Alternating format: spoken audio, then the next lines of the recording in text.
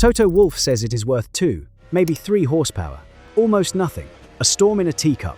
Max Verstappen heard that number and laughed. His response was to add a 0, and maybe more than that. So which is it? Because the people who run Formula 1 just looked at the same engine, the same argument, the same 2 answers, and made a call nobody expected in the middle of a season. They changed the rules. And the first race where that change actually bites is Monaco. Nobody is accusing Mercedes of breaking anything. The engine is legal. The FIA's own power unit commissioner looked at it and signed it off. Every test the governing body could throw at it, the Mercedes power unit passed. Cold, on the bench, completely clean. So why does a brand new test suddenly exist that only this engine seems to care about? This story does not start with a Grand Prix. It starts with a single number in a rulebook. For 2026, Formula 1 tore up almost everything about its engines. New power units, a near-even split between the combustion engine and the electric side, fully sustainable fuel, and a much smaller fuel allowance than the cars used to drink. When you give an engine less fuel and still demand huge power, one thing becomes the whole ballgame: efficiency. And the single biggest lever for efficiency is compression ratio. Compression ratio is simple to picture. It is how much the engine squeezes the air and fuel inside the cylinder before it lights it. Squeeze harder, and you get more power and more efficiency out of the same fuel. For years, the limit sat at 18-1. For 2026, the governing body cut it down to 16-1, partly to keep the engines sensible, partly to make life easier for the newcomers walking in the door, Audi and Red Bull powertrains, who did not need a compression war on day one. And at this level, a few horsepower hidden where nobody else can reach them can be the entire margin between winning a race and losing it. The compression number is not a footnote. It is close to the whole war. So 16-1 is the law. Simple. Here is the detail everyone missed at the time. The FIA can only measure compression ratio one way: cold, static. Engine switched off, sitting on a bench at room temperature. You physically cannot measure it accurately while the thing is screaming at 15,000 revolutions a minute out on track. Think about that for a second. Metal expands when it heats up. Pistons, connecting rods, the cylinder head, all of it grows by tiny fractions of a millimeter as the temperature climbs toward race conditions. Which means the gaps and clearances you measure in a cold garage are not the gaps that exist when the engine is actually doing its job at full noise. There is one more wrinkle hidden in the small print. Back in October, an addendum quietly specified that the compression ratio would be checked at ambient temperature. On paper, housekeeping. In reality, the entire loophole. Written into the rules in black and white, the check happens cold. So all that matters is being legal cold. This is where the story takes a turn nobody expected. If you are clever enough, and Mercedes has been the cleverest engine builder of the modern era, you design the engine so it reads exactly 16-1 when it is cold, and being checked. Perfectly legal, but you choose your materials and your clearances so that as the engine heats up and the metal expands, the effective compression ratio climbs higher than 16-1 once it is out on track, and nobody can put a tool on it. Reporting out of Italy goes a good deal further. It describes a pre-chamber design inside the cylinder head and claims the effective ratio could climb as high as 18-1 when the engine is fully hot, with the practical ceiling sitting somewhere near 16.7-1. Treat those exact figures with caution. They come from a single thread of reporting, and the true numbers were never proven by anyone outside Mercedes. But the principle is the thing: legal when measured, more aggressive when running. And the number the FIA eventually lands on, 130 degrees, is no accident. It is close to where the engine actually lives when it is working. Measure it there, and you stop measuring a fiction. You read the rule exactly as it is written. You just read it better than the people who wrote it. That is the loophole, not a cheat, not a hidden device bolted on in secret. A gap between what the rulebook says and what the rulebook can actually check. And for a while, only one team is sitting comfortably inside that gap. Now, who does this help? Not just the Mercedes Works team. Mercedes builds engines for McLaren, Williams and Alpine too. So if there really is a hidden few horsepower buried inside that engine when it gets hot, it is not one car that benefits. It is potentially 4 teams carrying the same quiet advantage into every weekend. And the teams that do not run a Mercedes engine, Ferrari, Audi, Honda, who power Aston Martin, they are looking at the timing screens, watching the silver cars and their customers pull away on the straights, and they are doing the math. Pay attention to this next part, because it explains everything that comes after. The performance estimate flying around the paddock is roughly 0.3 of a second per lap. On a power-sensitive track, that is not noise. That is the difference between pole and the second row. The race put the theoretical gain near 13 horsepower from the combustion side, which lines up with that 3 to 4 tenths on the right circuit. But hold that number loosely.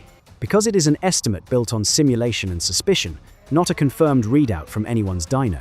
The FIA's own single-seater boss, Nicolas Tombazis, flatly says the real benefit is nowhere near the levels people are claiming.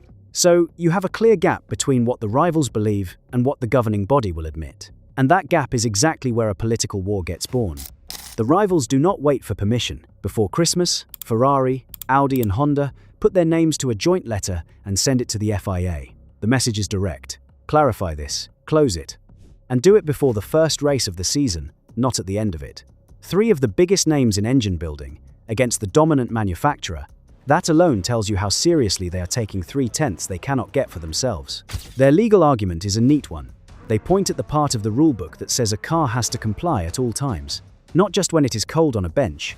If the engine only obeys the compression limit cold, the rivals argue, then it is breaking the rules every single lap it actually turns a wheel. It is a clever reading, and for a while, it goes nowhere. Because in January, the technical people sit down, and the FIA's first position is that there is no problem to solve. The engine is legal. The Commissioner for Power Units, Vincent Perrone, had already declared the Mercedes unit compliant, and there is a quiet detail under all of this that makes the politics even spicier.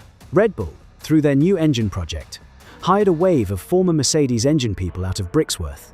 The kind of people who would know exactly how a trick like this works, because some of them may well have helped build it. They tried to copy it, and by most accounts, they could not make it work the way Mercedes did.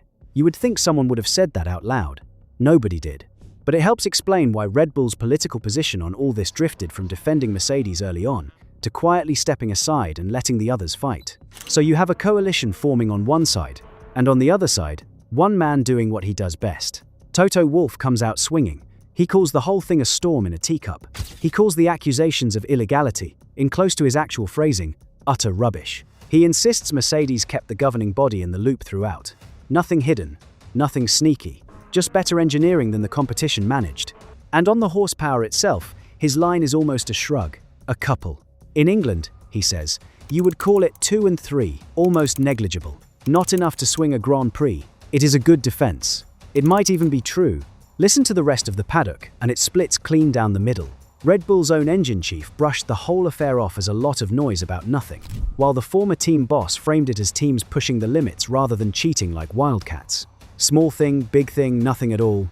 Take your pick. There is just one problem with Wolff's version. The reigning world champion does not buy a single word of it. If you are enjoying this breakdown, take 1 second and subscribe. I cover the technical and political side of the sport, the broadcast skips, every week. That is the whole ask. Now back to the man who blew the whole thing open with one sentence. Max Verstappen. When Verstappen is asked about Wolff's 2 or 3 horsepower, his answer becomes the most quoted line of the whole saga. Add a 0 to that. And maybe even more. In other words, forget 2 or 3. Try 20 or 30. A number that would decide races. Now, is Verstappen an engineer with access to the Mercedes dyno? No. He is a rival driver with every reason to make a competitor's advantage sound enormous. But he is also the most ruthless judge of car performance on the grid. And when he points at something and says that is worth real lap time, the paddock tends to listen. And that is the impossible position the FIA finds itself in. One side says negligible, the other side says season-defining. The same engine, the same rule, and a governing body that, after first saying there was nothing to fix, now has to pick one. So what does it actually do? For weeks, nothing. Then, somewhere between January and the end of February, something shifts. The pressure does not let up, the coalition does not go away, and a governing body that saw no problem suddenly finds itself writing a brand new test. Nothing about the engine changed. The politics around it did, and when it finally moves, it splits the difference. And it does something Formula One almost never does. It changes a technical regulation in the middle of the year. In the second half of February, an advisory vote opens among the engine manufacturers. The first proposal on the table is to bring in the new hot test from the 1st of August. Late in the season, but that is not what gets agreed. At the end of February, the FIA confirms the compromise, and it is tougher than the first draft. From the 1st of June, compression ratio gets measured both cold and hot means 130 degrees. The wording lives in Article C, 5.4.3 of the technical regulations. So the start date jumps forward, from the 1st of August all the way up to the 1st of June. Roughly 6 races earlier than the manufacturers were first asked to accept. A slow technical tweak turned into a mid-season ambush. Then they go one step further. From 2027, the cold check disappears entirely, and the engine is only ever measured hot at 130 degrees. And somehow, that creates a brand new problem. Because if you only ever measure the engine hot, then in theory you can start playing the exact same game in reverse. Build something that behaves itself perfectly at 130 degrees and gets clever somewhere else in the temperature range. The sport closes one grey area and quietly opens the door to the next. This is Formula One. The loophole never truly disappears. It just changes temperature. Here is the part that makes the whole thing so very Formula One. The vote to change the rule. It passes unanimously. Every manufacturer agrees, including Mercedes. The team the rule was written to stop signs, the document that stops it, and the World Motorsport Council rubber stamps the lot. Wolff's own explanation for why his team voted yes is almost too smooth. He calls it fair game for everyone. His logic is that a test which checks the engine both hot and cold does not just police Mercedes. It also stops any rival from building a different trick that only works one way. So, Mercedes signs off on the rule that was written to stop Mercedes, and frames it as protecting itself from everybody else. Mercedes reportedly believes its engine will pass the new hot test without changing a single part. You have to admire the footwork, but underneath the diplomacy, Wolff lets the real fear slip out. He admits that if the FIA, the commercial side of the sport, and 4 rival manufacturers all line up against his team at once, Mercedes is, in his words, in serious trouble. That is the actual game here, not horsepower. Power, the political kind. The real fear is being outnumbered in the room where the rules get written. And then comes the detail that brings us right back to the present. The new test takes effect on the 1st of June. The Canadian Grand Prix ran in late May, which means Canada slipped in under the old rules, cold check only.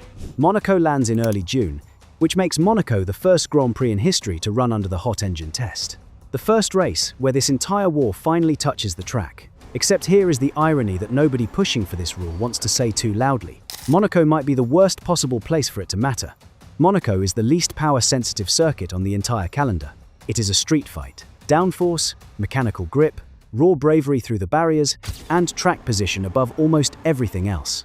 Those hidden few horsepower that allegedly live inside the hot Mercedes engine, on the long straights of a power track, they are worth real lap time. Around the tight, slow houses of Monte Carlo, they barely register. So the first race under the rule built to stop the trick is a race where the trick was never worth much anyway. And the FIA piles one more thing on top. For the Monaco weekend, it also bans a straight-line aero mode that helps the new car's shed drag down the longer runs. Stack that on the hot engine test, and some in the paddock see a double squeeze on the cars that lean hardest on straight-line strength.